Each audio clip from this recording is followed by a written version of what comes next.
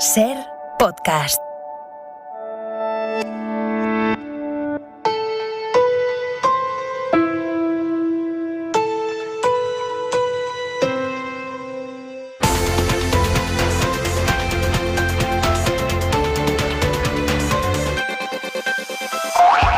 ¿Qué tal? Muy buenas noches. Lo primero a esta hora va a ser irnos a Ceuta porque tenemos una última hora que contarles. La justicia acaba de paralizar, al menos por el momento, las devoluciones de los 920 menores de edad que permanecían en Ceuta después de la entrada masiva que se produjo el pasado 17 y 18 de mayo y en la que más de 8.000 personas accedieron a nuestro país. El Ministerio del Interior lleva desde el pasado viernes, cuando la cadena SER desveló esta información, asegurando por activa y por pasiva que todo estaba en orden, que la devolución era legal. Pero un juzgado de Ceuta acaba de escuchar a 5 de esos niños y ha decidido que al menos durante los próximos 3 días de allí no se mueve nadie. Es una información de Nicolás Castellano, que está ahora mismo en la ciudad autónoma. Buenas noches.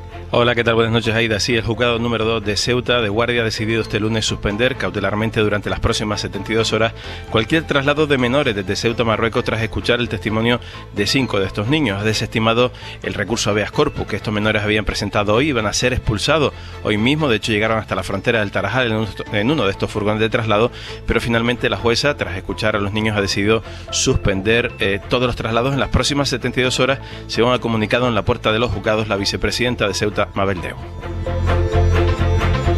Hoy en la mesa de análisis, Pablo Simón, profesor de Ciencia Política de la Universidad Carlos III de Madrid. Buenas noches. Hola, muy buenas noches. Marta Pascal, profesora de Ciencia Política en la Pompeu Fabra y ex senadora. ¿Qué tal? Buenas noches, Aida. Y Lucía Méndez, periodista del Mundo. Buenas noches. Hola, Aida. Buenas noches. Os pido un primer titular, titular que enseguida ampliamos con esta información antes de que vayamos con todos los detalles. Pablo. Pues muy brevemente, yo creo que esto es una clara desautorización judicial al ministro y yo creo que esto demuestra lo garantista que sigue siendo nuestro sistema. Es decir, ante un daño irreparable como es la expulsión de menores, sabiendo que además tiene una protección especial tanto por la legislación internacional como por la de España, yo creo que es preferible el que efectivamente se paralice cautelarmente durante las próximas 72 horas para que se aclare cuál es su situación y se haga conforme a derecho. Lucía.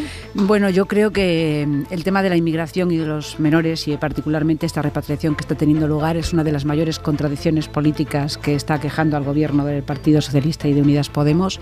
Creo que desde la política humanitaria y desde, en fin, las demandas de las ONGs que, bueno, han sido muy apoyadas siempre por la izquierda política de este país, chocan claramente con la realpolitik del gobierno y con las relaciones internacionales y con la política con Marruecos. Marta, un primer titular. Pues destacar las garantías de nuestro sistema, que yo creo que esto siempre es una buena noticia, pero preocupa también que una parte del gobierno pues denuncie que el gobierno está repatriando menores de forma ilegal. Yo creo que esto nos debe hacer pensar. Enseguida seguimos con Ceuta, pero dejadme que nos vayamos a Ávila un momento, porque a esta hora sigue sin control el incendio en la Sierra de Paramera, que ha quemado ya más de 12.000 hectáreas. Es una superficie tremenda de terreno, el incendio más grande del año en España. Esta noche los vecinos desalojados por el fuego duermen ya en sus casas, han podido volver y los medios terrestres confían en poder hacer avances durante la madrugada porque mejoran algo las condiciones meteorológicas. SER Ávila, María Ángeles Hernández. El descenso de las temperaturas y de la velocidad del viento puede ayudar a las brigadas de tierra a contener el fuego durante la madrugada, una vez que los medios aéreos se han retirado. José Francisco Hernández, delegado territorial de la Junta en Ávila. Hemos hecho un trabajo muy bueno con los bulldozers, con la maquinaria pesada para delimitar el incendio y, en resumidas cuentas, tenemos desplegado todo lo posible por ser operativos, por tener capacidad para coordinarlo, y vamos a darle, sin duda, un golpe y un avance muy importante al incendio forestal de Navalacruz. El incendio sigue sin estabilizarse, con avance en el flanco sur hacia el Valle del Alberche. Ya han vuelto a sus casas todos los vecinos que tuvieron que ser evacuados anoche y de momento no corre riesgo ningún casco urbano en el perímetro del incendio. Se pide a los vecinos que no intenten participar en el operativo de extinción, ya que no tienen formación ni material, y que si quieren colaborar lo hagan en labores auxiliares de apoyo. Una expulsión, es un retorno asistido de los menores y conforme a un marco normativo. Esos menores, ellos querían volver a su país, pero fundamentalmente lo que se garantiza es el interés superior del menor. Todos hemos estado correctamente informados del desarrollo. El ministro del Interior, Grande Marlaska, defendía así esta mañana en Hoy por Hoy el proceso de expulsión de los chavales que llegaron a Ceuta desde Marruecos en mayo. Un proceso que el juzgado de guardia de Ceuta acaba de paralizar durante 3 días. Nicolás Castellano, vamos a ampliar los detalles de esa noticia que hemos adelantado en la SER. Pues sí, Aida, la comunicación la hacía directamente la vicepresidenta de Ceuta, Mabel Deu, que ha estado encabezando políticamente desde el viernes todo este procedimiento. De hecho, ella fue la que se reunió con las autoridades marroquíes los jueves en la frontera, con representantes de la delegación del gobierno y del área del menor de Ceuta. Después de muchas horas de declaración de los 5 chicos que hoy presentaron un habeas corpus porque habían sido ya llevados a la frontera y querían quedarse en Ceuta porque consideraban que el procedimiento de llevarlos en ese furgón, digamos, era una detención ilegal, la jueza lo que ha dicho, la jueza de guardia del juzgado número 2, es que ese habeas corpus no ha lugar, pero según Mabel Deu se ha pronunciado sobre el fondo y ha suspendido cautelarmente 72 horas todos los traslados. Escuchamos a la vicepresidenta de Ceuta. No se acepta y el habeas corpus presentado por los chicos en cuestión, cada uno de los 5 chicos que han presentado, que se procede al archivo de la causa y que como medida cautelarísima por el contencioso vamos a estar 72 horas porque han pedido explicaciones del procedimiento a las autoridades competentes, Ministerio del Interior y Delegación de Gobierno. ¿Y usted cómo valora esta decisión? Muchas gracias. Yo soy perfectamente lo que su señoría ha determinado, es lo que se hace directamente.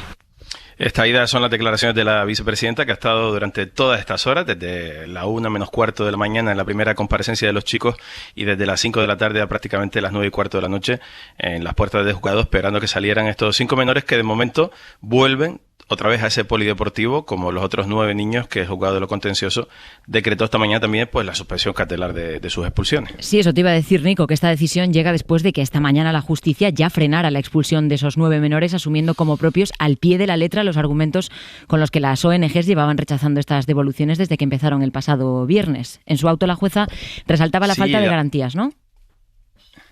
Sí, fíjate, Aida, literalmente dice: considero acreditado que ni se ha incoado expediente administrativo ni se ha dictado resolución alguna en relación a la repatriación de los menores, considerando suficiente para adoptar tal medida ese acuerdo suscrito entre España y Marruecos. Es decir, el repaso que hace el juez de lo contencioso administrativo número 1 de Ceuta a la decisión del gobierno, pues la deja bastante en evidencia, ¿no? Recuerda que la ley de extranjería obliga a incoar un expediente informativo con los datos y las circunstancias del menor.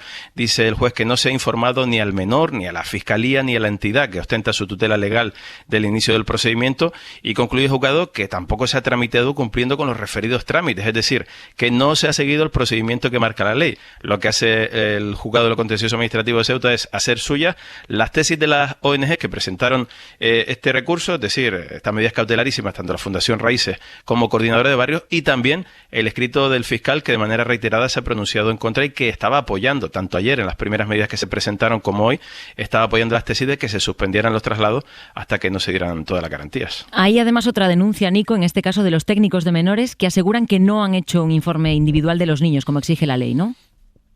Sí, de hecho es bastante importante porque los técnicos de menores del área de menores de Ceuta pidieron amparo ayer al fiscal de menores diciéndoles que no habían participado en ningún momento en la elaboración de ningún informe administrativo sobre la situación de cada uno de los chicos.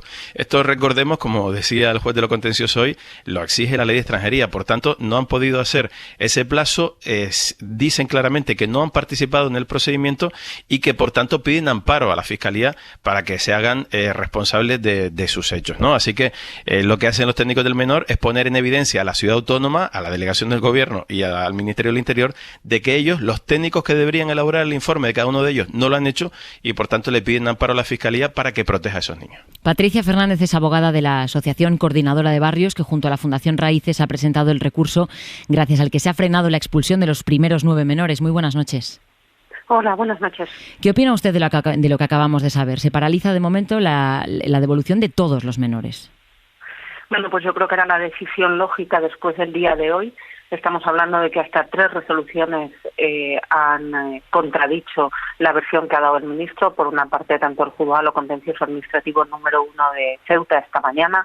No olvidemos que el Comité de los Derechos del Niño ha dirigido también ha elaborado un dictamen y dirigido una comunicación al gobierno español requiriéndole para que suspenda también los retornos de los niños, y esta última decisión del juzgado de guardia, ¿no? Por lo tanto, es la consecuencia lógica de algo que venimos anunciando desde que se iniciaron estas repatriaciones ilegales, y es que no se puede repatriar a los niños en estas condiciones. Tenemos una ley de extranjería y un reglamento que desarrolla de modo prolijo y detallado cómo hay que hacer estos expedientes y cómo hay que hacer estas repatriaciones para garantizar efectivamente el interés superior de estos niños. Enviar a los niños en lotes de 15 en 15 a la frontera, desde luego, no es la manera. Hoy han conseguido frenar el proceso de expulsiones de menores durante 3 días, pero hay muchos que ya han sido devueltos. ¿Saben algo de ellos? ¿Temen que tras estos 3 días vuelvan a autorizarse las expulsiones? Tememos que vuelvan a autorizarse las expulsiones porque vemos que el Ministerio del Interior porfía en las devoluciones ilegales. Lo vimos el 17 y el 18 de mayo y lo vemos estos días también. Y tenemos contacto efectivamente con los niños que ya han sido devueltos. Nos piden que continuemos con los recursos. Es falso la versión que se está dando de que los niños desean volver. No es cierto. Existen informes por parte de entidades especializadas como Save the Children en la que hablan que aproximadamente 1 de cada 4 niños ha sufrido maltrato o abuso sexual en su infancia. Estamos hablando que nos dice que 1 de cada 10 niños ha sufrido tortura o trato degradante. Nos hablan de indicadores de desprotección, por lo tanto no son ciertas las tesis que se nos están haciendo ver de que los niños desean regresar y que el retorno es seguro. Por lo tanto, queda mucho por hacer en materia de protección de estos niños. Y lo que nos dicen los niños que han sido ya devueltos es que, por favor, que continuemos con los procedimientos judiciales, que los llevamos hasta el final, porque aunque ya no valga para ellos, pero quieren efectivamente obtener un pronunciamiento judicial favorable al que no han tenido acceso por el modo tan subrepticio de proceder del Ministerio. ¿Han estado ustedes en contacto con el Ministerio o con el Gobierno de Ceuta? No tenemos contacto con las autoridades.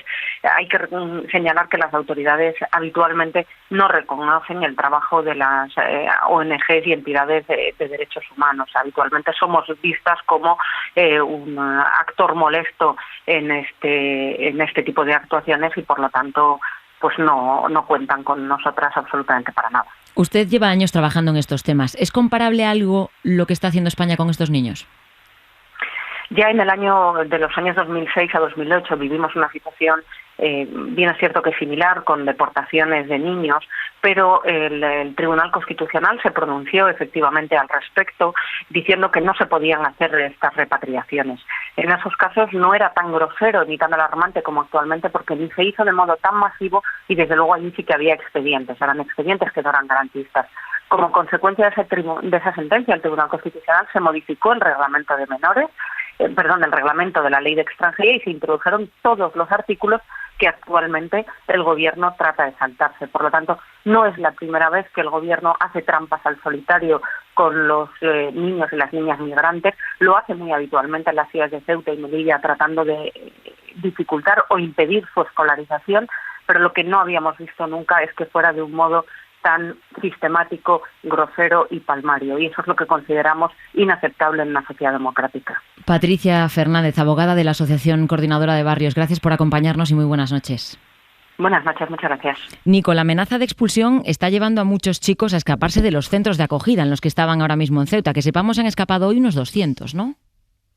Sí, 193 exactamente, Aida. Las informaciones técnicas nos han dicho que desde el viernes, ansiedad, escenas de algunas autolesiones, niños que se escapan, miedo, porque estos niños, ninguno ha manifestado la voluntariedad de volver a Marruecos, tal y como exige, por cierto, también el procedimiento, y las consecuencias, nos han dicho distintas ONGs que trabajan con estos niños en las calles de Ceuta, es que se han escapado casi 200 y que no descartaban que fueran mucho más en las próximas horas. Hemos visto a esos niños en los parques, en la zona cercana al puerto. Recordemos que su objetivo, para muchos de ellos por el miedo, es intentar colarse en uno de los ferries que crucen el estrecho. Y nada, estaremos atentos, Aida, a la situación, a la evolución esta noche de esos menores. Y también, bueno, una vez que Mabel Deu ha explicado ella de su voz esas 72 horas de suspensión cautelar, porque no hemos tenido todavía acceso al auto, estaremos pendientes de la publicación del auto, de que la Ciudad Autónoma explique más. En cualquier caso, la Ciudad Autónoma asume que por indicaciones de los juzgados no va a hacer esas devoluciones en los próximos 3 días. Pues cualquier novedad estamos en contacto. Nicolás Castellano, enviado especial a Ceuta. Gracias y buenas noches. Hasta luego, buenas noches. Marta, empiezo contigo. ¿Cuál es tu análisis de este proceso de expulsión de menores? ¿Qué te parecen las explicaciones de Marlaska? Es un varapalo para el Ministerio del Interior, por lo menos paraliza 3 días esas devoluciones. Sí, yo creo que sí que es claramente un varapalo. Yo insisto también en lo que os comentaba antes, ¿no? El hecho de que no haya en el seno del Gobierno pues una posición común respecto a un tema que es fundamental, ¿no? Porque al final es protección de los menores y de los derechos humanos, y creo que también nos ayuda a entender la profundidad de la crisis que se vivió el mes de mayo, ¿no? Porque las imágenes eran muy impactantes. Bueno, parece que después dejamos de informar acerca de lo que está pasando en Ceuta, pero como se comentaba anteriormente, el tema de la movilidad de las personas, las migraciones, la necesidad que tiene la gente de marcharse de su país porque no puede sobrevivir, pues es realmente el drama que tenemos en nuestro mundo, y aquí hay que buscar soluciones que tengan pues profundidad, porque al final si la gente se va es por algo, ¿no? Pablo. Bueno, lo primero que hay que recordar es que la situación de partida es muy difícil, y sobre todo en Ceuta. Después de la crisis de mayo hablamos de casi 700 menores que están muchas veces hacinados, con unos recursos muy pequeños y con una enorme presión sobre la propia ciudad autónoma. Pero esto no impide el hecho de que hay que recordar que cualquier tratamiento a menores tiene que estar sujetado tanto a la legislación internacional como a la legislación propia de nuestro país, porque resulta un poco paradójico que el mismo gobierno que ha aprobado una ley de protección de la infancia, porque precisamente reconoce que esto va en línea con los estándares internacionales, aquí esté recurriendo a saltarse todos los reglamentos y toda la legislación propia de nuestro país, porque hay que recordar que ningún convenio bilateral con Marruecos autoriza a que nos saltemos nuestras propias leyes, porque hay jurisprudencia sobre esto y porque lo mínimo que se tiene que hacer es incoar un expediente para ver la situación de esos menores. Eso es lo que se está diciendo.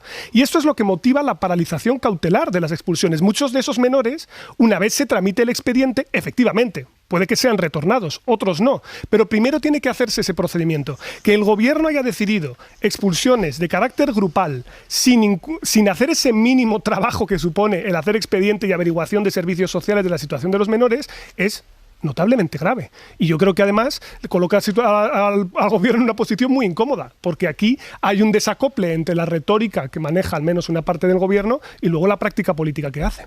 Es importante aclarar, como decías, Pablo, que estos son cautelarísimas, o sea que cabe la posibilidad de que en 3 días el juez muchos de ellos efectivamente se han expulsado. Lucía. Es que yo creo que el debate va más allá de la peripecia jurídica. Es posible que el juez dentro de 3 días levante la suspensión, pero eso no, en fin, no sería el final de del tema que estamos tratando, porque el tema que estamos tratando es un tema político más que jurídico, ¿no?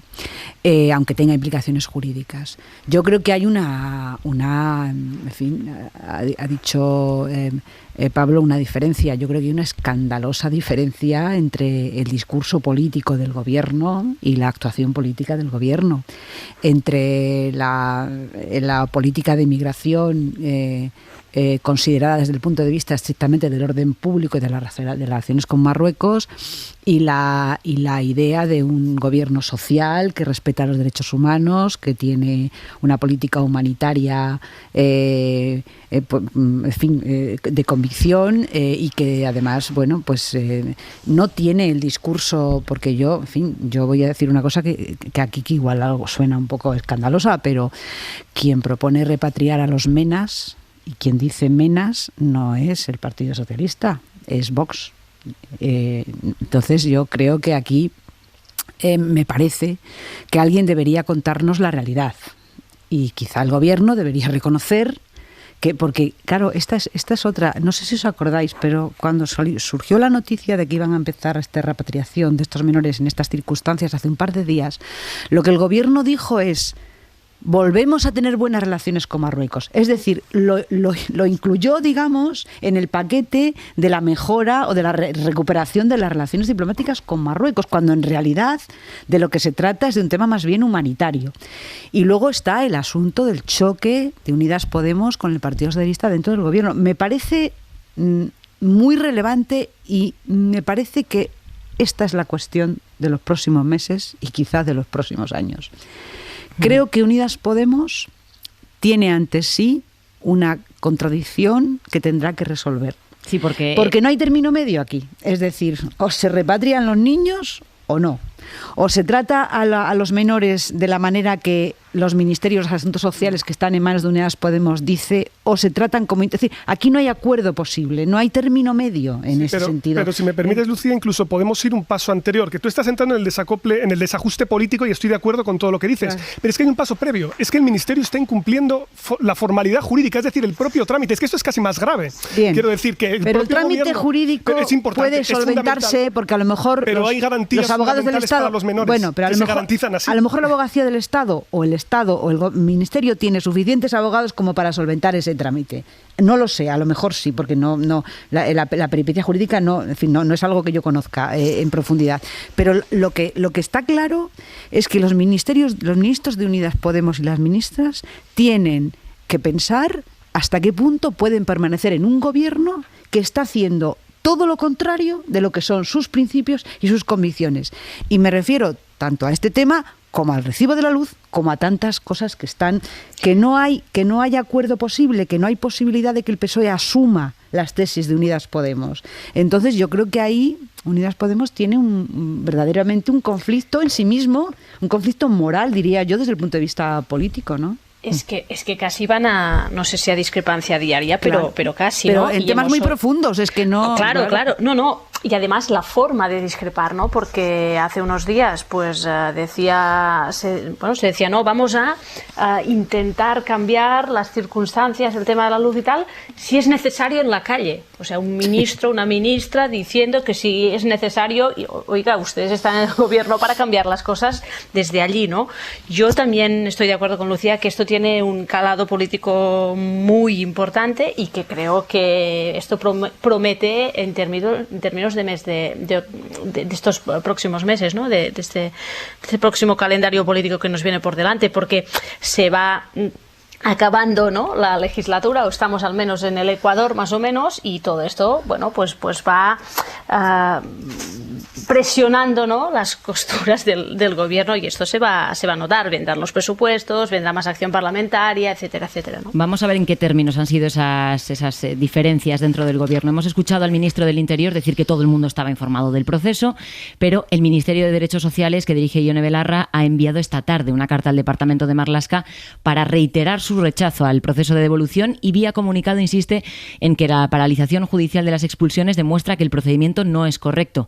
Nieves Goicoechea, buenas noches. El choque entre Marlaska y Ione Belarra es cada vez más intenso. El ministro trató de zanjar esta polémica esta mañana al asegurar que habló con la ministra del proceso de devoluciones. Usted personalmente no ha hablado con ella. He tenido comunicación con ella y con su departamento. Pero esta versión, lejos de calmar el ambiente, provocó un desmentido inmediato del Ministerio de Derechos Sociales y una segunda carta de la ministra Belarra en la que exige a Marlaska que cesen las devoluciones y se apruebe un protocolo nuevo para regularlas. Según fuentes de este departamento, Derechos Sociales está dispuesto a trabajar con Interior en ese protocolo, que tiene que incluir dos condiciones: que los menores que deseen volver a su país lo hagan bajo condiciones seguras y que los que quieran quedarse en España disfruten de un sistema de acogida adecuado. Desde el PP, Jaime de Olano exige más transparencia al gobierno. ¿Por qué ha cambiado de criterio? ¿Por qué ha pasado de recibir a los inmigrantes con banda de música a ahora, pues en el caso de estos menores, repatriarlos? El PP pide al Ejecutivo que cumpla el Pacto de Estado sobre inmigración. ¿Qué te parece esta forma de comunicarse entre ministerios, Lucía, vía carta? Bueno, a mí me parece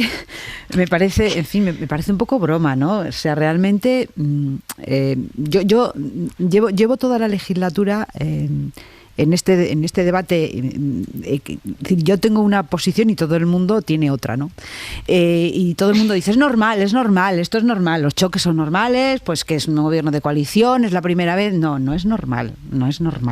Los ministerios no pueden comunicarse a través de cartas de ministro a ministro. Es decir, esto es una cosa, es una extravagancia, de verdad, es una extravagancia desde el punto de vista político. Esto no puede funcionar. Un gobierno es un órgano colegiado, un gobierno no es un órgano asambleario, un gobierno no es un centro de debate, un think tank de debate político en el Consejo de Ministros. Un gobierno es un órgano ejecutivo que toma decisiones ejecutivas y las toma de forma colegiada. Y de la misma manera que el Marlaska es responsable, de la misma manera la señora Belarra es igual de responsable. El gobierno es único, es decir, las decisiones del gobierno son únicas. No me vengan diciendo que es que a una parte del gobierno no. Oiga, no, el gobierno es único. Y si usted no quiere pertenecer a ese gobierno porque no está de acuerdo con lo que está haciendo ese gobierno, es muy sencillo.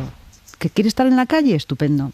No es obligatorio ser ministro. Es decir, si uno quiere manifestarse en la calle contra una política, pues se va uno a manifestar, pero uno no puede manifestarse desde un ministerio, ni puede relacionarse con otro ministro a través de una carta. ¿Qué pasa? ¿Que no se ven en los consejos de ministros? ¿No se ven en las comisiones delegadas?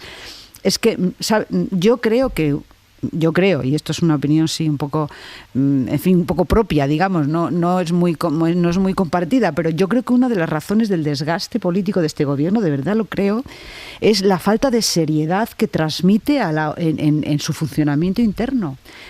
Lo era cuando estaba Pablo Iglesias, que estaba todo el día, en fin, montando la bronca fuera del gobierno, y lo sigue siendo ahora, pues porque a lo mejor es que los programas de Unidas Podemos y el PSOE son incompatibles, a lo mejor es que resulta que Unidas Podemos, pues, en fin, igual no tenía que haberse incorporado al gobierno, igual cometido, yo qué sé. Lo que digo es que la sensación que se transmite al ciudadano, y no nos equivoquemos, la oposición trata a este gobierno como le trata, pero yo creo que los ciudadanos todavía creen que un gobierno debe ser una cosa seria. Yo lo creo, y yo creo que el gobierno debe ser una cosa seria, y por tanto creo que estas cosas no dan la sensación de un gobierno serio, y yo creo que parte del desgaste de este gobierno se debe a este tipo de cosas. Bueno, yo creo que este género epistolar, que tampoco es tan nuevo en otros contextos, sí que es cierto que obedece al intento que trata Unidas Podemos ahora de marcar perfil político propio. Sabemos que ahora mismo, por ejemplo, están muy átonos en las encuestas y que tradicionalmente en el contexto español se han partido siempre de una relación dialéctica entre PSOE y Podemos que se basaba en que lo que uno subía el otro lo perdía y viceversa,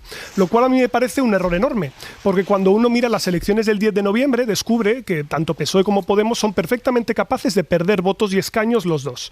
Y por lo tanto, aquí hay un problema que no solo tiene que ver con la propia cohesión del gobierno y las decisiones que tomen al respecto, sino cuál es el enfoque que va a tener la izquierda respecto a este tipo de cuestiones que son tan nucleares para su electorado. Y me refiero a si el tratamiento de que se va a tener respecto a la migración va a ser en el debate o en el tema securitario, es decir, vamos a intentar comer ese espacio para que Vox no penetre tratando de acercarse a ese descontento que puede haber sobre estos temas, o se va a tener un enfoque distinto basado en los derechos humanos, y si es así, eso cómo se vehicula, porque luego la praxis política es otra. Yo creo que el gobierno está intentando correr con estas repatriaciones grupales por una razón muy sencilla. Lo que el gobierno espera es que con parte de este acuerdo bilateral pueda cerrar el tema de Marruecos lo que queda de legislatura. O sea, yo creo que esto es lo que está persiguiendo, que esto salga de la agenda lo más rápido posible, y por eso ahora con agosticidad y nocturnidad intenta hacer que salgan los menores de allí, aunque esto implique incumplimientos de nuestra propia legislación. Pero el problema es que el Estado de Derecho sigue funcionando y por lo tanto que se paralizan los temas y que quieran o no... Y suerte tenemos. Claro, Pablo, y por supuesto, tenemos, ¿no? desde luego, y eso creo que es buena noticia, ¿no? Se parará, y este tema seguirá en la agenda, porque es inevitable que lo esté. Porque cuando tengamos que hablar de Afganistán, volveremos a hablar de los refugiados agolpados en la frontera europea que tratan de entrar, y esto es un tema estructural, no es coyuntural. O sea, esto va a seguir en la agenda de manera continua, y la izquierda tiene que decidir cómo se coloca respecto a él. Marta. Sí, acerca de lo que decía Pablo, que creo que es muy interesante. Si os fijáis, y los oyentes tienen pues un ratito para...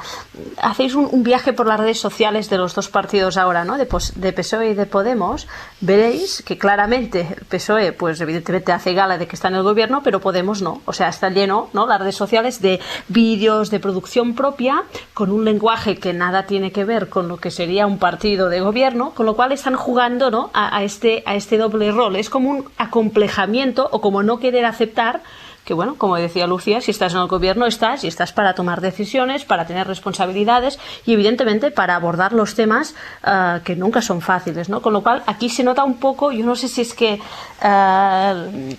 están acomplejados o si realmente creen que haciendo las cosas de esta forma la gente no se da cuenta de que no hay acuerdo entre los dos socios de gobierno, y esto pues yo creo que tendrá consecuencias. Hombre, y van a pasar más cosas, ¿eh? Yo, como decía Pablo, creo que esto va por aquí claramente.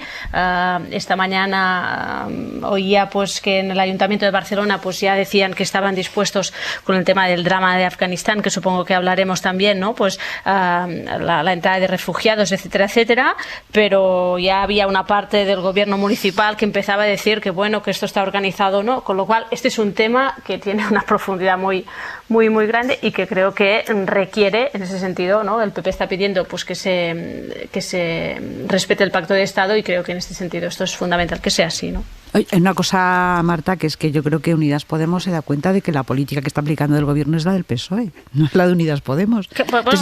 Entiendo. Yo entiendo. Apartado sí, porque ellos han hecho un reparto del gobierno en el cual las reflexiones... en todos los apartados, prácticamente en todos los apartados, digamos, políticamente más relevantes. Porque no me estoy refiriendo a temas identitarias. Claro, pero podríamos hablar de la negociación con qué departamento se quedó cada socio, ¿no? Ya, o sea, que a lo mejor hay un pecado original ahí también. Bien, absolutamente.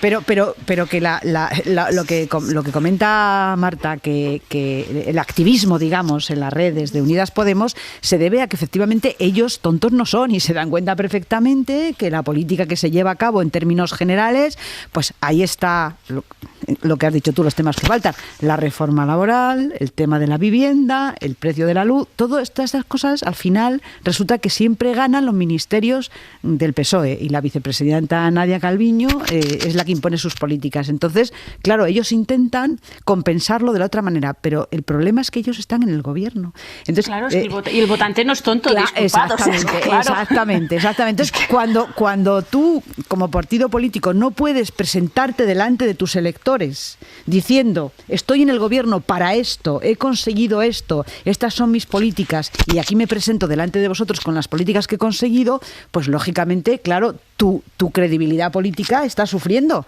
tu relevancia política está sufriendo, como es lógico, claro.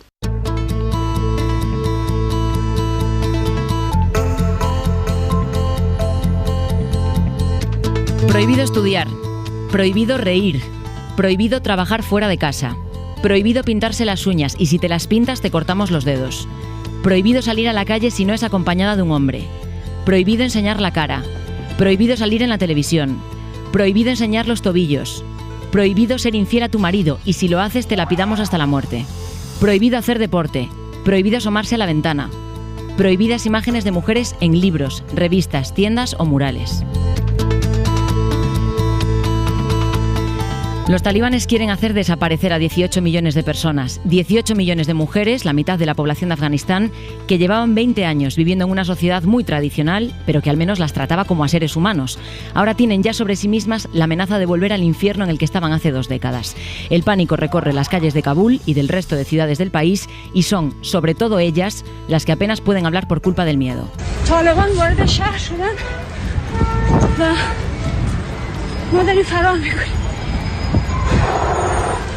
Es Zahra Karimi, una cineasta afgana, explicando a la cámara de su móvil desde las calles de la capital que los talibanes se habían hecho con el poder, que se estaban escapando a donde podían y que todo el mundo está muy asustado.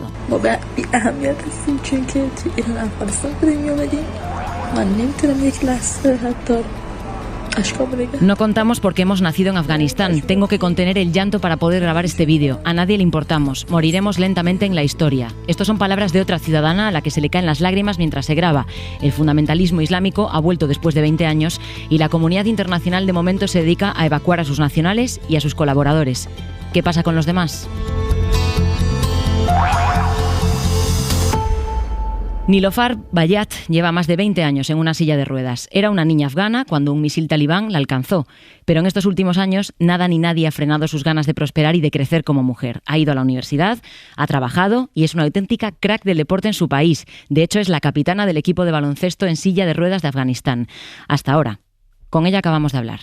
Nilofar, tú estás en Afganistán en este momento. ¿Cuál es tu situación ahora mismo?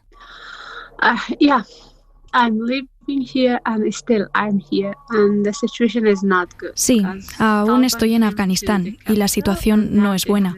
Los talibanes han tomado la ciudad y ahora tienen el control de todo el país. Estamos todos en casa ahora, no hay nada claro. Estamos sin presidente en Afganistán y a cada segundo o a cada minuto puede empezar una guerra. ¿Tienes familia en Afganistán? ¿Estás con tu familia ahora? Sí, estoy viviendo con mi familia aquí en Kabul. ¿Y tienes miedo de los talibanes?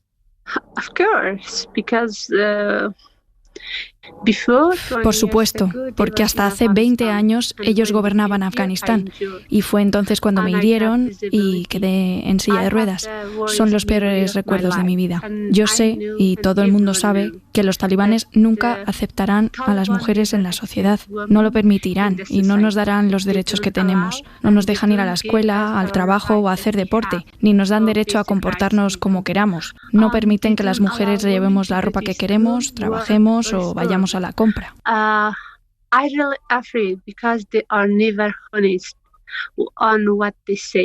Tengo miedo. No se puede confiar en lo que dicen. En cualquier momento pueden incumplir sus promesas. promised, and I'm really afraid. ¿Qué crees que va a pasar ahora en tu país? ¿Cómo va a ser el futuro ahora para las mujeres?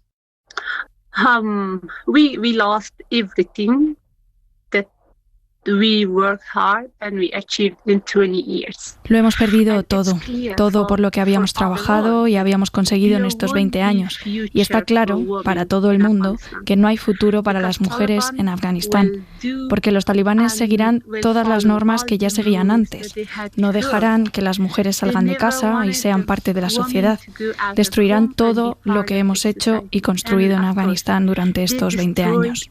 All what we had and all we made in Afghanistan in last 20 years. It's really hard to make all the provinces. Es muy duro reconstruir todas las provincias de nuevo. Es muy difícil volver a construir las casas de la gente que ellos han destruido. Y aquí en Kabul hay mucha gente que ha llegado de otras provincias y ahora no tienen dónde dormir y no tienen nada para comer. Muchos están ahora en las calles y no es fácil reconstruir de manera rápida y fácil todo lo que han destruido.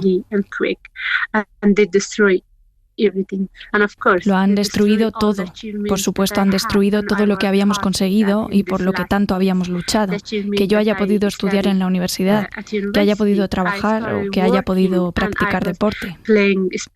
Tú eres deportista. Los talibanes prohíben a las mujeres practicar deportes. ¿Cómo era tu vida y cómo va a ser desde ahora? Before I was doing sport, I was going to office and I had too many plans for my future and for my life. Hasta ahora hacía deporte, iba a la oficina, tenía muchos planes para mi futuro y mi vida y trabajaba duro para hacerlos realidad. Estaba en baloncesto, siempre pensaba en ello para mejorar. Tenía una vida muy ocupada y segura, tenía muchas cosas de las que sentirme orgullosa, por las que vivir y por las que ser feliz. I had too many things to be proud of that and to live for that and to be happy with that. And now I'm worried about all the achievements that I lose them. Y ahora estoy preocupada por todos los logros que voy a perder. No es fácil, no es nada fácil perder algo en un día tan rápidamente. Alguien llega y destruye todas tus esperanzas. Te rompe el corazón. Someone come and destroy all your hopes. It's heartbreaking. And now the life for me and for the women. Ahora la vida para mí y para las mujeres en Afganistán es que no tenemos futuro. No hay luz para el futuro. Va a ser oscuro igual que hace 20 años, a donde no queríamos volver. El mundo se está mirando. ¿Qué le quieres decir a la comunidad internacional? I want from international community to do not let our country alone. Quiero que la comunidad internacional no deje solo a nuestro país, que no dejen que esta gente llegue y destruya nuestro país y destruya las esperanzas de la gente. También somos humanos y deseamos un futuro mejor y quiero que ayuden a nuestra gente y a nuestro país. No pudimos ni despedirnos de Nilofar porque las comunicaciones son muy complicadas estos días con Afganistán. Enseguida os pido vuestro análisis sobre la situación de las mujeres allí y de cómo su vida va a cambiar con la llegada de los talibanes ante lo que parece que es la absoluta impotencia de Occidente. Pero primero vamos a saludar a nuestro corresponsal en la zona, Lluís Miquel Hurtado. Muy buenas noches. Hola, buenas noches, Aida. Si no hay cambios ni retrasos, a las 10:30, es decir, hace unos 10 minutos, salía de la base de Zaragoza el primero de los 2 aviones que va a enviar a España para repatriar, al personal de la embajada en Afganistán, ¿no? A los españoles que quedan allí, a los afganos y sus familias que han colaborado con nuestro país. Eso dice un comunicado que acaban de enviar los ministerios de Defensa y Exteriores. El segundo avión sale mañana a las 9:30 con destino a Dubái, igual que el de esta noche. No sabemos cómo van a llegar a Kabul para sacar a toda esa gente del país porque las imágenes que hemos visto durante todo el día en ese aeropuerto son dantescas, imágenes de desesperación y agonía en las que vemos a gente lanzándose a los aviones para intentar escapar del país y de los talibanes. Lluís Miquel, ¿cuál es la situación ahora mismo en el aeropuerto? Pues sigue la tensión en los alrededores, aunque sin el caos de las horas anteriores. Los talibanes han tomado control de la zona de la sección civil del aeropuerto. La militar sigue en manos estadounidenses después de que los enviados de Estados Unidos se lo rogasen a los talibán cara a cara en Qatar, donde tienen la oficina política los talibán. Se han podido reemprender las operaciones de evacuación tímidamente. Alemania, por ejemplo, lo había intentado, pero no había podido hacer aterrizar sus aviones esta tarde para repatriar a los suyos. Sigue habiendo en la pista mucha gente, gente con visados especiales o resguardos de visados o simplemente desesperados tratando de llegar a otro país, de dejar atrás el caos afgano. Hay al menos 7 personas que han muerto hoy en el aeropuerto en medio de esta crisis. 2 de ellas han muerto cuando marines norteamericanos recién llegados para asegurar la evacuación de los occidentales, la evacuación del personal diplomático, abrieron fuego para dispersar la multitud. Luego hubo otra de las imágenes más terribles de este día. Ha sido cuando un grupo de afganos ha tratado de amarrarse al bastidor del tren de aterrizaje de un avión militar de carga que ha despegado a pesar de todo. En otro vídeo hemos podido ver cómo con el avión en el aire, ya despegando, ya arriba, al menos varios afganos han caído al vacío sobre Kabul desde ese avión, desde el tren de aterrizaje, cuando yo estaba volando rumbo al exterior. Son unas imágenes tremendas. Y en el resto de la ciudad, Luismi, porque hemos visto a los talibanes en el Palacio Presidencial y en el Parlamento, su bandera ondea ya en las principales instituciones del país, se han hecho ya con el poder, pero que sepamos aún no han formado gobierno, ¿no? No, y esa es una de las razones de la incertidumbre predominante. En las calles hay miedo y una confianza mínima, como ha explicado la deportista Bayat. Hay testigos que nos hablan de patrullas callejeras y de tímidas promesas, como ha resaltado ella, de no tomar represalias, aunque no todos las tienen consigo. Todos intentan adaptarse, desde el dueño de la tienda de ropa que está borrando las imágenes femeninas del escaparate hasta la televisión que ha modificado la programación.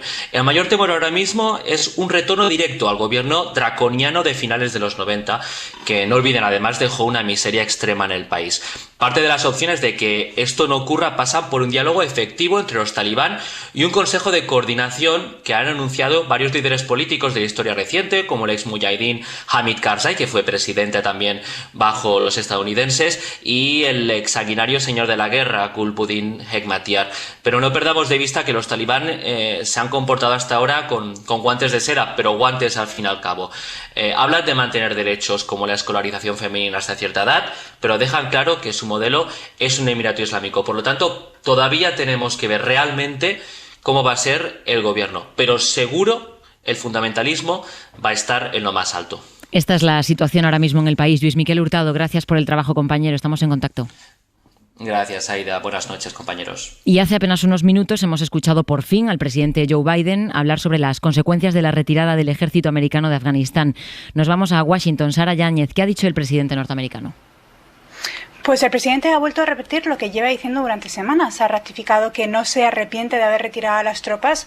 Lo que sí que ha indicado por primera vez es que sí que les ha pillado por sorpresa lo rápido que los talibanes han podido tomar el país.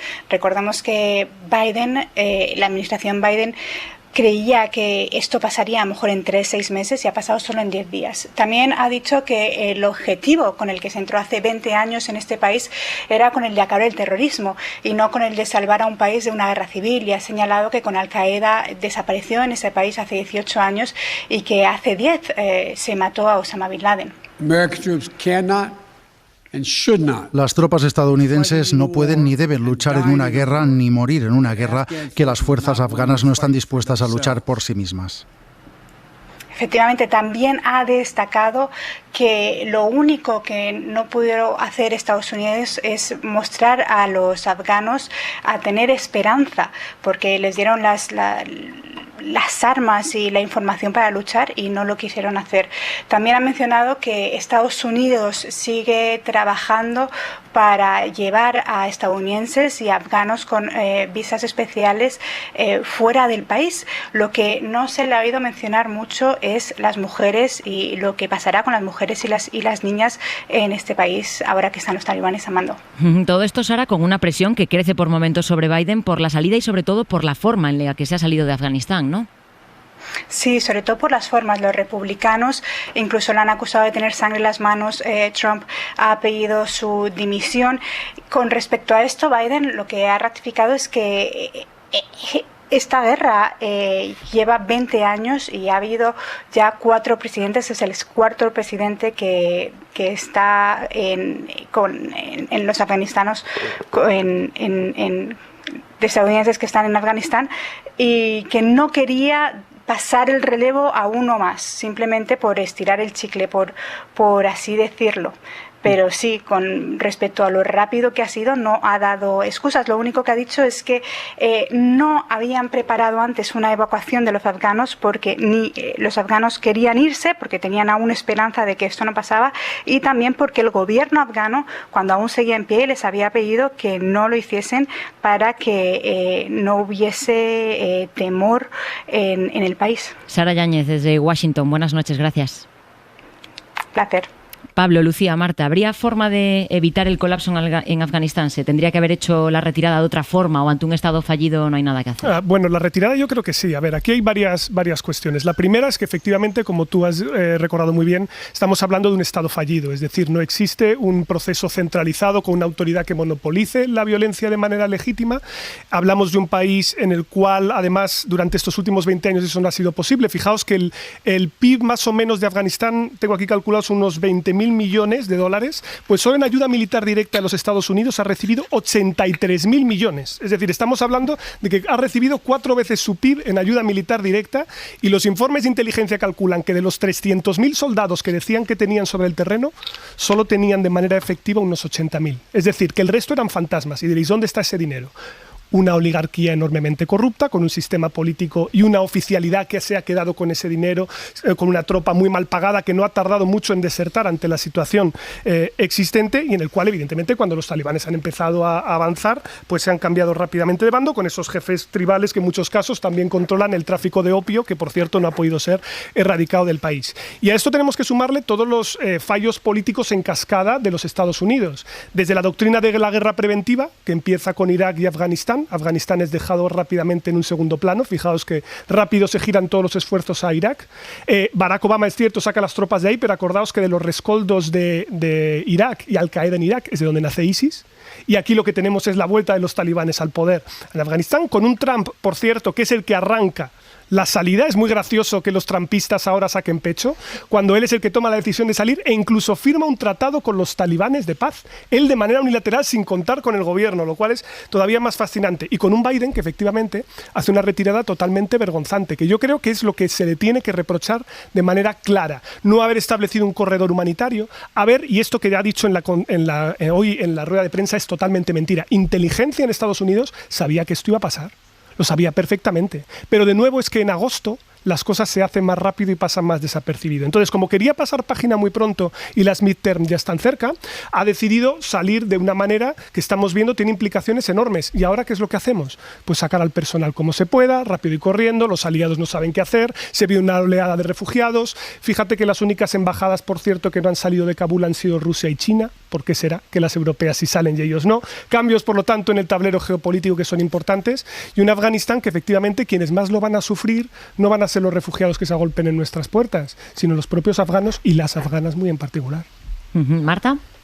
Sí, de hecho el gobierno afgano nunca llegó a controlar el territorio. O sea, esto eran puestos de control controlados por el ejército de Estados Unidos, evidentemente los soldados afganos, etcétera, pero ya muchos corresponsales advertían que faltaba munición, que no había, pues que estos soldados no estaban aparentemente pues trabajando en las mejores condiciones. Si a eso le sumamos lo que apuntaba Pablo, el tema tribal, pensad que Afganistán es un país complejo desde el punto de vista de las etnias, de las relaciones políticas en su seno, etcétera, etcétera, y todo esto evidentemente añade muchas dificultades, porque es verdad que ahora estamos sumidos en el caos, que esto tiene implicaciones en las nuevas relaciones geopolíticas que se plantearán. Me parece muy interesante lo que apuntabas, Pablo, de China y Rusia, algo pasa aquí, y evidentemente esto es desastroso.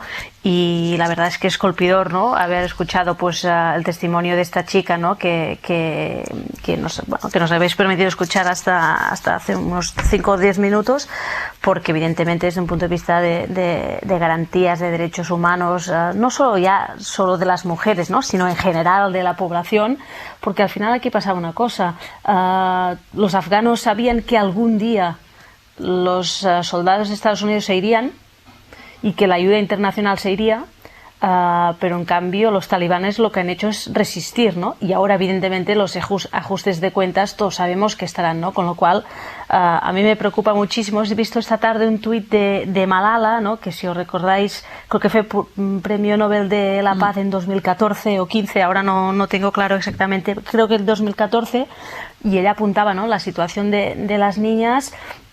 Ella es pakistaní, pero bueno, aquí también hay que apuntar la relación que el Pakistán va a tener con Afganistán, a lo mejor intentando decir que a lo mejor los talibanes no son tan malos como parecían, y creo que aquí las instituciones internacionales y la comunidad internacional pues no puede mirar hacia otro lado, porque realmente el drama es absoluto, ¿no? Lucía. Bueno, en el aluvión de noticias que estamos teniendo y de informaciones y de historias sobre lo que está pasando en Afganistán y lo que ha pasado y la historia del propio país, creo que hay que empezar diciendo que Estados Unidos fue a Afganistán a pillar a Bin Laden y a sacarlos de las cuevas de Bora Bora y todo este sitio, y que en ese sentido Estados Unidos triunfó, porque efectivamente consiguió sacar a Al-Qaeda de allí. Otra cosa distinta es que luego se trasladara a otros sitios, pero desde el punto de vista, digamos, de la operación inmediatamente después del 11S, llevar la guerra al propio territorio donde habían salido los terroristas. En ese sentido, Estados Unidos tuvo una victoria, porque, bueno, en fin, pilló a Bin Laden y le mató.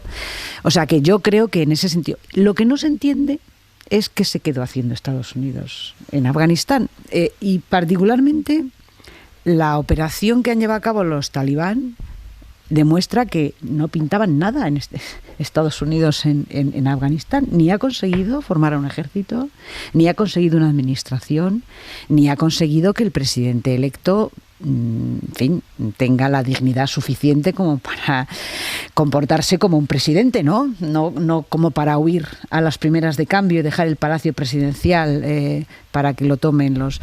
O sea, yo creo que en ese sentido ha sido muy poco honroso, ¿no? Muy poco honroso el poder político de Afganistán, ha sido muy poco honroso, y se demuestra que efectivamente no lo tenían.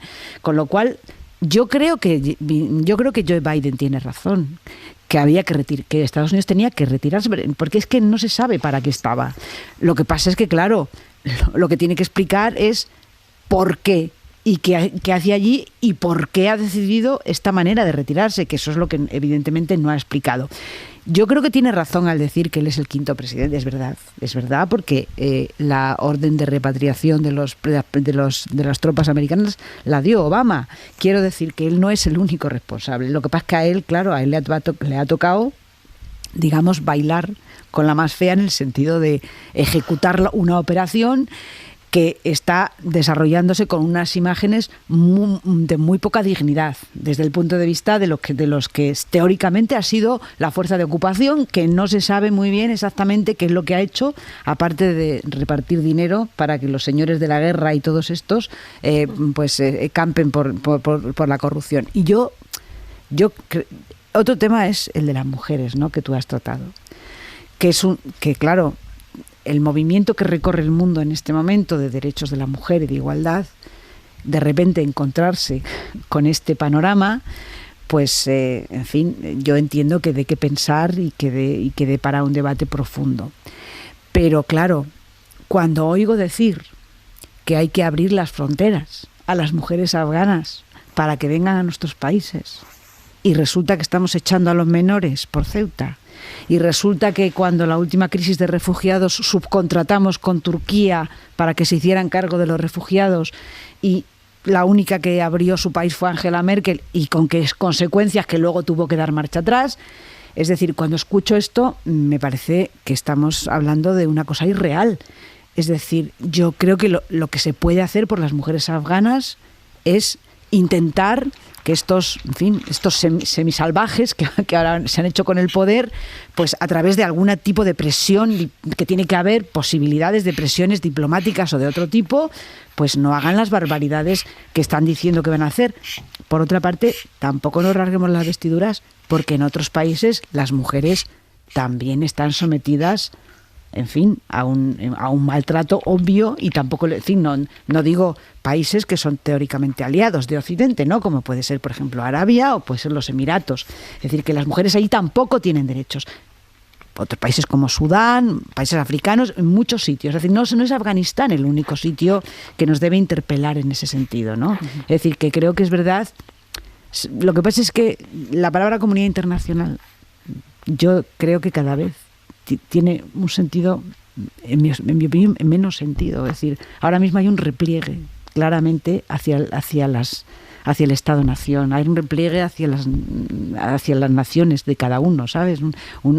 Yo creo que hay una extensión del nacionalismo y muy poco internacionalismo, francamente. Sí, volviendo al papel de Estados Unidos, Lucía, precisamente lo que le echan en cara a Biden es que no llevase a cabo una transición ordenada. Hablabas de las mujeres, a lo mejor se hubiera podido evitar algunos de esos años. El New York Times decía hace un par de días que lo que se le estaba echando en cara en Estados Unidos era el momento que ha escogido para hacer la transición y la velocidad a la que la ha hecho. Lo que pasa es que, teniendo en cuenta cómo se ha desarrollado eso, no sé exactamente si era posible una transición ordenada, no lo sé, porque realmente las imágenes que estamos viendo indican que a lo mejor eso no era posible. De todas formas, aquí hay varias cuestiones. Una es que ahora no nos acordamos, Lucía, de esta reflexión que se hizo en su momento, pero realmente la razón por la que se interviene manu militari en Afganistán y luego también en Irak, aparte de las mentiras, etcétera, conecta mucho con la visión neocon que tenía entonces el Partido Republicano, que es llevaremos la democracia a esos países. Es una excusa, Pablo. Espera un momento, Lucía, déjame terminar un segundín.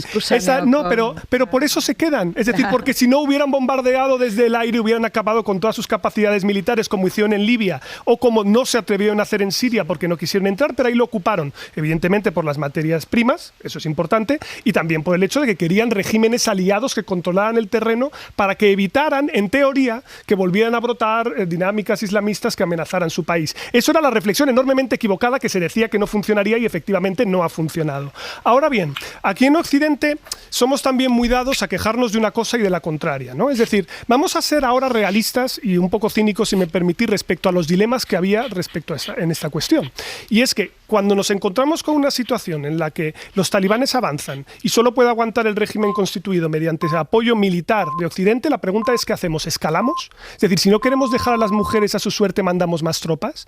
Esto quiero recordar que Trump al principio de su mandato lo hizo, Barack Obama vino y fue para intentar forzar a los talibanes a negociar desde una posición de mayor fuerza. Esto no se ha dado finalmente. Es decir, claro, nos preocupamos mucho de la situación en el mundo y criticamos el imperialismo y las acciones que tiene Occidente de manera directa, pero cuando estamos sobre el terreno también criticamos las retiradas porque se abandona a la población a su suerte.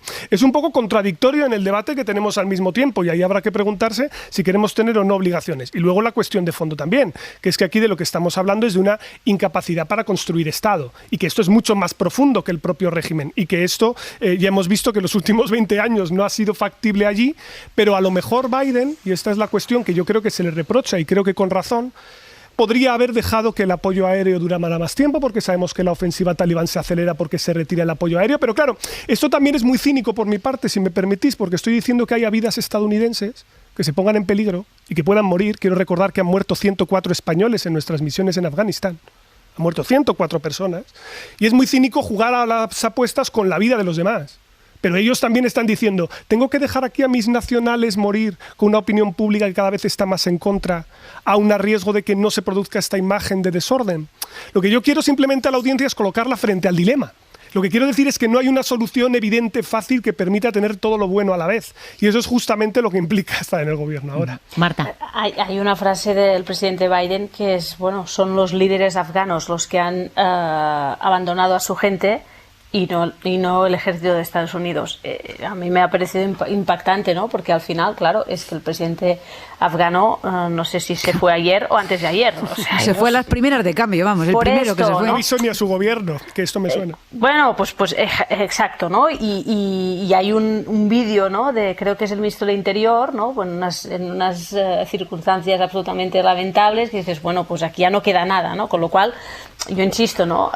El gobierno afgano no ha sido capaz de controlar su propio territorio, con lo cual el Estado fallido afgano ya viene de mucho tiempo y esto al final pues tiene consecuencias. Hablabais los dos de los aliados de Occidente, ¿no?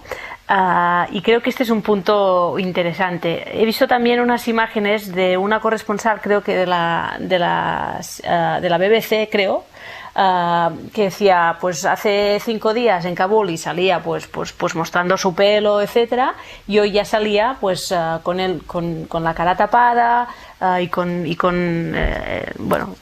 el atuendo típico, ¿no? Bueno, no muy distinto de lo que vemos en Arabia Saudí o de lo que vemos en Irán, ¿no? Y creo que era Lucía quien lo apuntaba, ¿no? Lo que es la regresión de los derechos humanos y de los derechos de las mujeres no se va a solventar por el tuit del secretario general de Naciones Unidas diciendo que Naciones Unidas estará ayudando con acciones de paz y tal y cual, ¿no? Lo cual es evidente que aquí hay un problema de fondo. Y recordad también que todo esto empieza hace ya pues más de 50 años, cuando son los Estados Unidos quienes ayudan a las milicias, en aquel momento no llamadas talibanes, pero sí que luchaban contra la Unión Soviética, y que después, cuando la Unión Soviética cae, pues empieza todos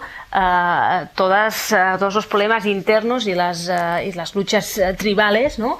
Que desembocan en el caos, ¿no?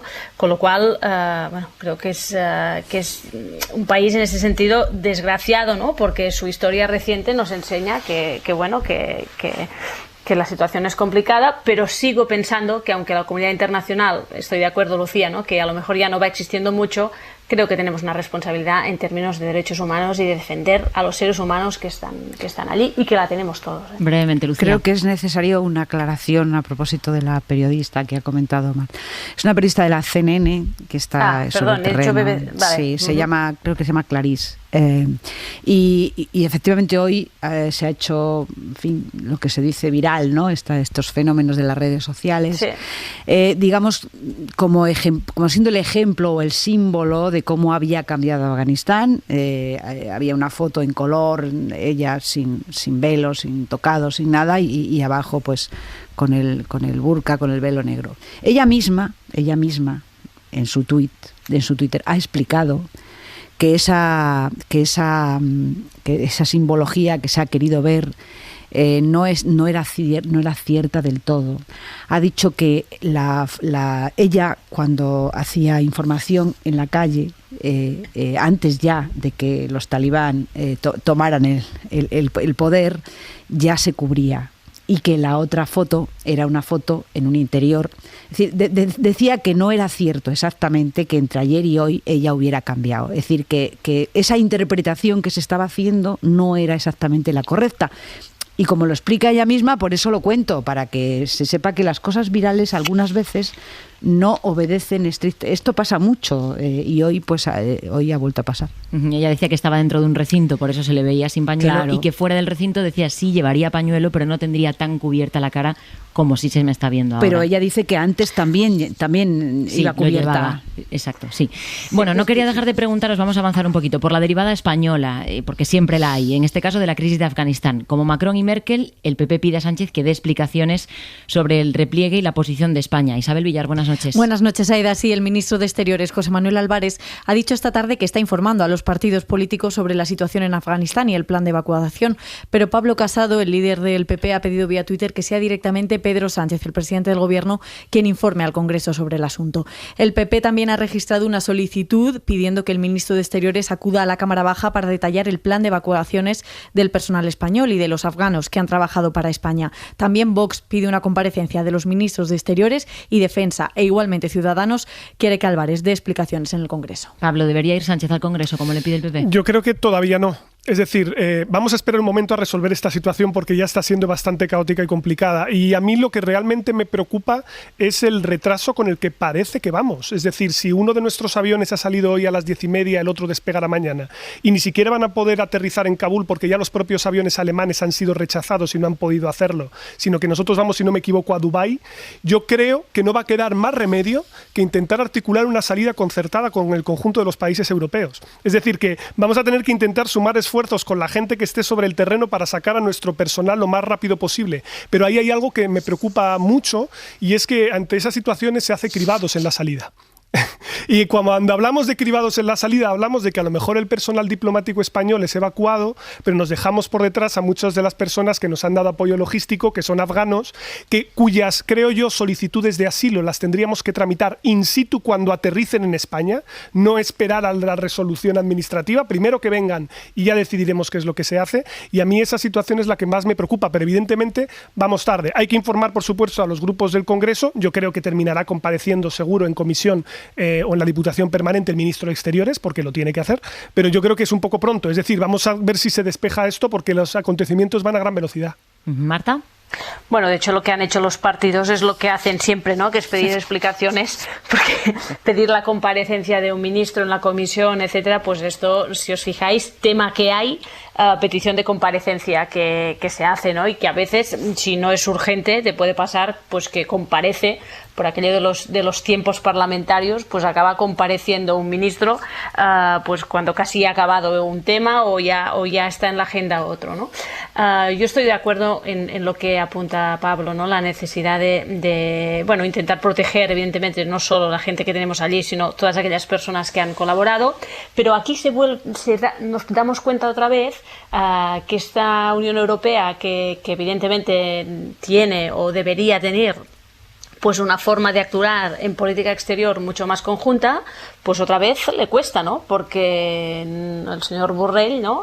Como alto comisionado en temas de seguridad y defensa, bueno, pues y exteriores, pues podría liderar algo, ¿no? No me consta que sea así, más allá, ¿no? De evidentemente de los statements que haga y de las comparecencias de prensa que haga, ¿no? Pero seguramente si hay dificultades para evacuar o para construir pues un corredor, etcétera, pues aquí pues la Unión Europea pues puede dar ejemplo, ¿no? De cómo la cooperación también en estos temas entre países europeos pues pueden ayudar, ¿no? Lucía, ¿crees que el gobierno está gestionando bien la comunicación durante esta crisis?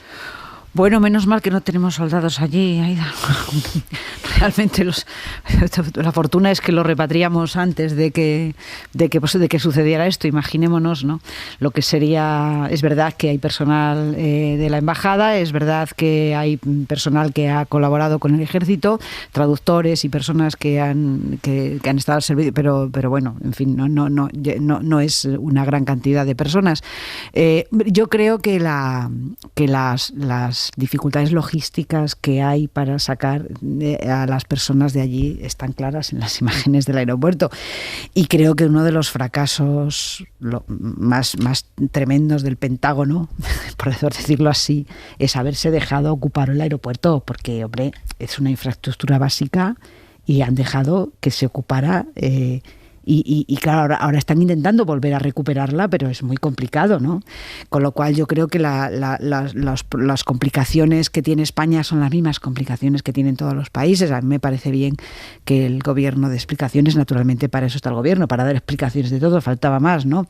No sé exactamente si tiene que ser una comparecencia parlamentaria o puede haber otro tipo de explicaciones a los grupos políticos o rueda de prensa, en fin, no sé. A mí nunca me parece mal que se den explicaciones en el Parlamento, francamente, de lo que sea.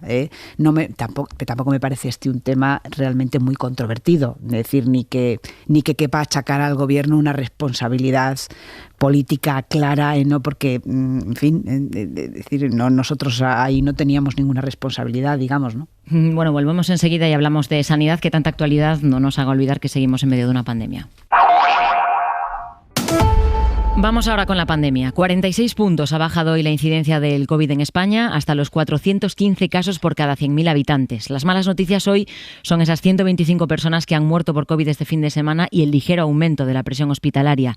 La quinta ola sigue ahí, remite pero sigue ahí, y parece que se consolida en algunos países ricos la decisión de poner terceras dosis de la vacuna para combatir el virus. La Agencia Estadounidense del Medicamento el jueves autorizó una tercera dosis para personas inmunodeprimidas y Francia ya lo hace. Además, Israel ya pone dosis de recuerdo a mayores de 60 años y de hecho esta tarde hemos sabido que más de 1 millón de personas tienen ya 3 pinchazos y allí son algo más de 9 millones, es decir, que casi 1 de cada 9. José Antonio López Guerrero es virólogo, profesor de la Universidad Autónoma de Madrid y autor del libro Coronavirus, Anatomía de una pandemia. José Antonio, buenas noches. Hola, muy buenas noches. ¿Tiene sentido poner en los países occidentales una tercera dosis de la vacuna cuando hay otros que ni siquiera han puesto la pauta completa ni a la mitad de su población?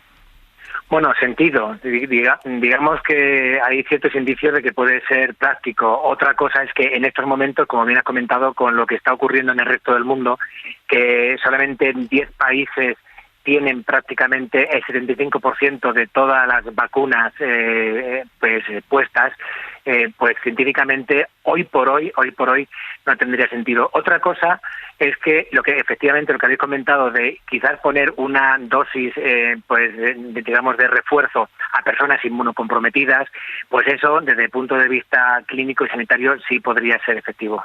¿Qué riesgo corremos si priorizamos vacunar con la tercera dosis a los ciudadanos del primer mundo si no se ha terminado la inmunización en el resto de continentes? Bueno, pues básicamente ahora ya, cuando todavía no hemos encontrado el famoso animal X, el animal desde el murciélago a nosotros, hay un animal intermedio que sería el reservorio del virus. Ahora mismo el reservorio del virus natural es nuestra propia especie. Entonces el riesgo que se corre es efectivamente que el virus siga macerando, siga evolucionando en ese gran porcentaje de la población mundial inmunizada, y eso de alguna forma hará que nuevas variantes se estén siempre generando y amenazando al país del primer mundo con excedente ahora mismo de vacuna en alguno de los casos, como por ejemplo en Canadá. ¿Una tercera dosis con las vacunas actuales nos protegería de las variantes que puedan venir o habría que desarrollar otra vacuna? Pues es muy buena pregunta. Las empresas farmacéuticas, que obviamente pues están detrás del intento de convencernos de la necesidad de esa tercera dosis, sí hablan de una mayor protección incluso de las variantes actuales en el mercado. Obviamente no se puede prever lo que puede ocurrir con futuras posibles nuevas variantes.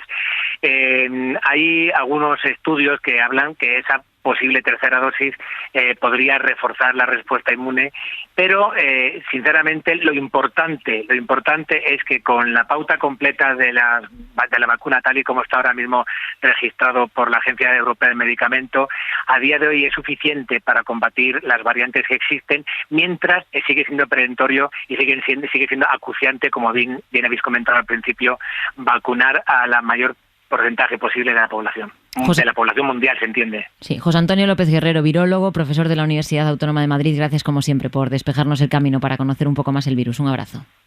Pues como siempre, un fuerte abrazo y gracias a vosotros.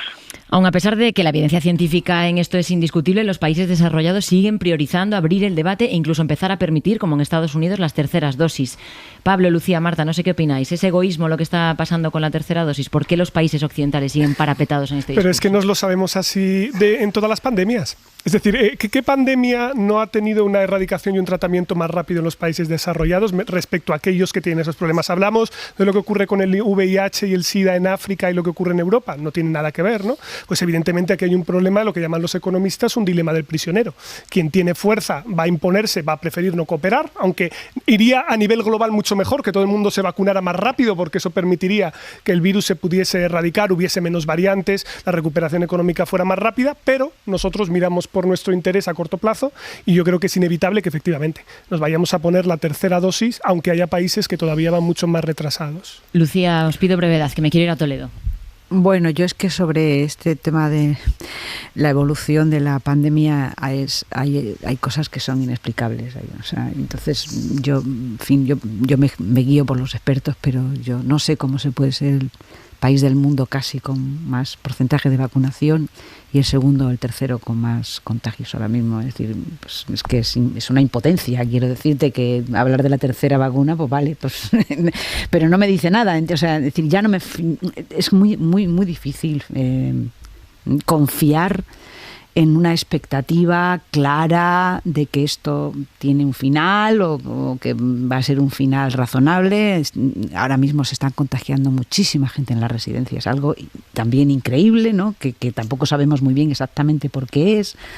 Con lo cual, bueno, pues esto es un elemento que sigue angustiándonos, yo creo, desde el punto de vista social, aunque parece que las vacaciones están haciendo que pensemos menos en ello, pero yo creo que el motivo de angustia sigue existiendo. Lo de los contagios en las residencias, simplemente aclarar que es con síntomas mucho más leves, que la mortalidad se ha reducido muchísimo. Marta, cierra tú. Bueno, yo creo que el problema que tenemos aquí es que aprendemos sobre la marcha, ¿no? Y esto en el fondo frustra muchísimo, ¿no? Porque dices, ¿cómo puede ser? Tenemos 2 vacunas, ya estamos hablando de una tercera dosis, etcétera, ¿no?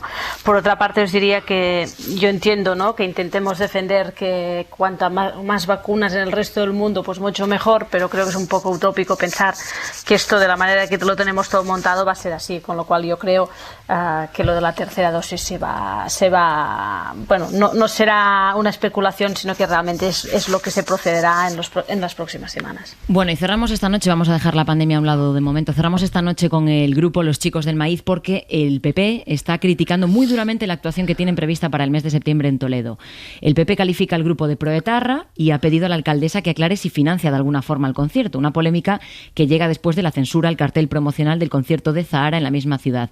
Nos lo cuenta la jefa de Cultura de la SER, Pepa Blanes. Polémica de nuevo en Toledo y con otro concierto. Después de la censura a Zahara y tras las críticas de Vox, ahora es el PP quien cuestiona a otro grupo musical, a Los Chicos del Maíz, una banda de rock valenciana de izquierdas que formaba parte del cartel del Festival Toledo Alive y que reúne a varias bandas en torno a las fiestas del verano en la ciudad, entre ellas, como decimos, Zahara y estos raperos a los que la portavoz del Partido Popular en ese municipio, Claudia Alonso, califica de proetarras, que llaman a la violencia públicamente y en las letras de sus canciones ofenden a millones de personas, decía textualmente, al tiempo que calificaba de vejatorio ese concierto y el cartel de Zahara. Por eso han pedido explicaciones a la alcaldesa, pero el ayuntamiento recuerda que el festival es de titularidad privada. Crece el ataque a la libertad de creación y de expresión. ¿Creéis que estamos cruzando una línea cuando los partidos de la derecha quieren censurar cualquier obra cultural que no vaya en la línea con su ideología? Pablo. Bueno, yo desde luego creo que estamos viendo esta discusión, además todo muy mezclado, porque en realidad no existe algo así como el derecho a no sentirse ofendido. Es decir, puede que haya obras culturales o artísticas que le resulten incómodas, bien, no acuda, no vaya, ni siquiera está financiado en este caso con dinero público, o sea que ni siquiera podría haber una discusión sobre el buen o el mal gusto que puedan tener los gestores culturales en ese contexto concreto, que es una discusión que, por cierto, existe desde el principio de los tiempos, porque siempre hay un grupo que programa el concejal de cultura que no le gusta a los otros porque le desagrada a mayor o a menor escala. A mí lo que me parece terrible es que empecemos a hacer de esto una naturaleza común en las discusiones, y lo que estemos planteando es que esto tiene que tener algún tipo de actuación que pase por la censura. Esto no es, a mi juicio aceptable, sobre todo cuando estamos hablando de libertad creativa. Yo qué sé, escucha Cortatu, escucha otros grupos que tienen una letra que puede resultarte mucho más llamativa que esta. No te gusta, no te preocupes, no vayas. En el fondo es como un poco el efecto Vox también aquí, ¿no? No sé si tenéis la sensación que esto va por aquí. Yo creo que sí, porque al final parece que entre PP y Vox van aquí un poco compitiendo a ver quién denuncia antes, ¿no? Esto por una parte. Y por otra parte, enseguida todo es proetarra, todo, o sea, este lenguaje, ¿no?, que va cogiendo la política en general. Yo creo que hay muchas formas de denunciar pues determinadas expresiones públicas, ¿no?, pero determinados lenguajes creo que tampoco ayudan, ¿eh? O sea, porque al final van crispando el ambiente y van crispando el debate y esto no es positivo, creo, de ninguna manera. Pues a mí me parece que una de las peores pestes que han caído sobre esta sociedad actual es las llamadas guerras culturales, a la que pertenece todo esto.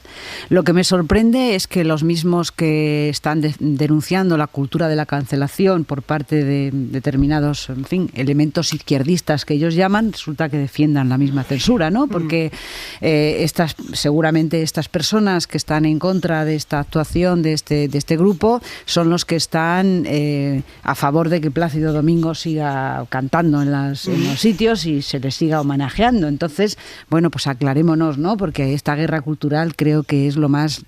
Yo creo que es una cosa, además, que, en fin, fanatiza muchísimo a la sociedad y que además afecta digamos, a las dos partes de las dos facciones que ahora mismo están en disputa. De todas maneras, aquí no me gustaría hacer una simetría exacta, aunque entiendo por dónde va Lucía, en el siguiente sentido. Cuando hablamos de censura es porque el poder político establece que hay determinados contenidos que no van a aparecer en el espacio público, no van a ser publicitados. Censura es que, por ejemplo, el principal escritor de cuentos infantiles homosexuales de Hungría haya tenido que salir del país porque el gobierno está estableciendo una persecución sistemática contra ellos. Eso hablamos de censura. Cuando hablamos de lo de cancelación, ocurre una cosa que es un poquito diferente, que es, hay gente que no está de acuerdo o que no le gusta lo que tú estás haciendo y lo está criticando y por lo tanto no lo va a consumir. Punto. Ya está. Es decir, entiendo que es muy llamativo. Perdona. Es decir, y obligan a determinadas No, nadie obliga. No pueden. Es que no pueden. Bueno, critican. No es lo mismo, porque imagínate. Pero llevan a que, por ejemplo, una productora de Hollywood deje de contratar a una persona. Porque la productora decide hacerlo. La presión, a eso me refiero. Claro, eso. aquí es vale, claro, pero es una presión a la que la productora si quiere no tiene por qué plegarse, pero es que a la productora le interesa tener acceso a ese mercado y por lo tanto lo hace. Quiero decir que también estamos hablando de un contexto en el que muchas de esas opiniones que antes no estaban, ahora como hay redes sociales sí lo hacen. Entonces resulta que si alguien hace una broma ofensiva o de mal gusto y que se le critique, rápidamente el autor está diciendo, oh Dios mío, me quieren cancelar. No, perdona, es que a lo mejor ahora tus chistes de gangosos no hacen gracia y la gente está criticando tu chiste de gangoso. No es que te esté cancelando nadie. Si ya no hace gracia y te lo critican, pues te aguantas. Puedes seguir haciéndolo, pero ahora ocurre que hay gente que te lo va a criticar. Bueno, pues ya está. Es decir, los espacios se van moviendo. Esto es una discusión que es dinámica. A mí lo que me preocupa es cuando el poder toma cartas en el asunto. ¿Vale? A mí esto es lo que me preocupa. Cuando el poder te dice, por esto sí y esto no. Pero de momento yo creo que esa dinámica... A efectos de aumento de fanatismo en la sociedad, me parece que es bastante parecida a las dos cosas. Es decir, que el ejercicio del poder tenga otro criterio y sea, a tu juicio, más grave, lo entiendo. Pero a efectos de lo que es envenenar una sociedad, en ese sentido, me parece que es muy parecida a las dos cosas y que son muy incoherentes los que defienden esto. Yo creo que esto daría para un debate más largo. Yo creo que merece la pena tenerlo también. Ya no es una estupa. Grandes falacias como Utah. Mi referente es Fidel Castro, el tuyo barbija puta. Prensa progre, vive el romance. Ignacio Escolar, un mercenario a sueldo de Pedro Sánchez. Concédeme un instante. En Palestina el alto el fuego, en Siria pediste tanques. No somos principiantes. Ejército de replicantes que se expresa vía periodismo de empresa. La democracia no es ferraz, es nacionalizar Endesa. No más presos ni presas por motivos políticos. Pues con los chicos del maíz nos vamos, que suene. Guillotina para rato y blesa. Hartos de promesas, de príncipes, de princesas, de parásitos. Demasiados imbéciles, Anita Pastor. Es limpiabotas del régimen y en Damasco. Yihadistas financiados en el País Vasco. Marta Pascal, Lucía Méndez, Pablo Simón, muchas gracias. A ti, buenas noches. Cuidaos. Gracias, un abrazo. Y a ustedes hasta mañana. Y desaparecer la explotación, los días, los abusos del FMI contra los pobres del mundo. Los comunes, el IBEX 35 es terrorismo que no va a quedar impune. Venimos de la larga noche, los invisibles. Hombres y mujeres libres. Suscríbete a Hora 25. Todos los episodios y contenidos adicionales en la app de Cadena SER y en nuestros canales de Apple Podcast, Spotify, iVoox, Google Podcast y YouTube. Escúchanos en directo en la SER de lunes a viernes a las 8 de la tarde. Yo vine a saltar los cielos. Cadena SER. La radio.